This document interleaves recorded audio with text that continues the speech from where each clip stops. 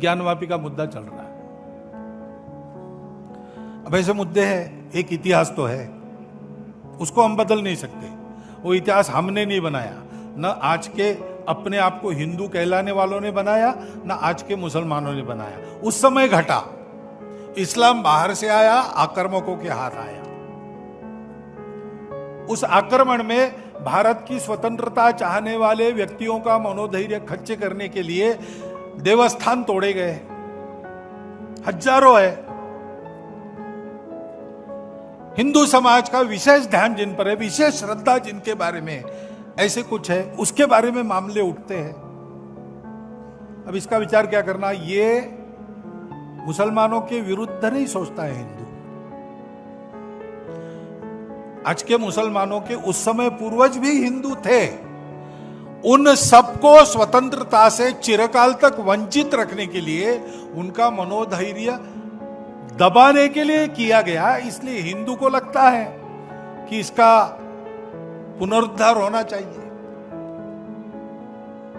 हम तो कुछ नहीं कहते, हमने 9 नवंबर को कह दिया कि एक राम जन्मभूमि का आंदोलन था जिसमें हम अपने प्रकृति के विरुद्ध किसी ऐतिहासिक कारण से उस समय की परिस्थिति में सम्मिलित हुए। हमने उस काम को पूरा किया। अब हमको कोई आंदोलन वगैरह करना नहीं है। लेकिन इश्यूज अगर मन में है तो कुछ उठते हैं। ये किसी के विरुद्ध नहीं है और विरुद्ध मानना नहीं चाहिए।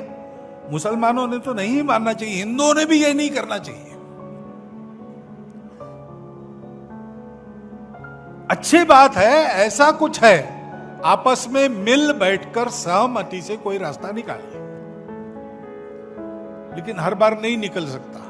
इसमें कोर्ट में जाते हैं तो फिर कोर्ट जो निर्णय देगा उसको मानना चाहिए।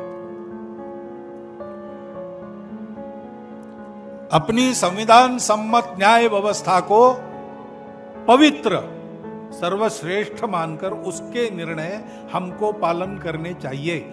उनके निर्णयों पर प्रश्न चिन्ह नहीं लगाना चाहिए।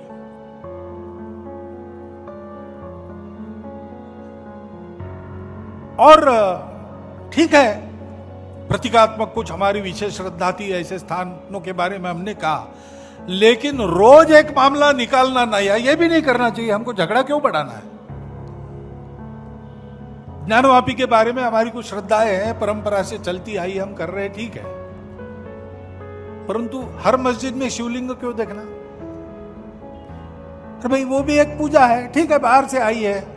लेकिन जिन्होंने अपनाई है वो मुसलमान, वो बाहर से संबंध नहीं रखते, ये उनको भी समझना चाहिए।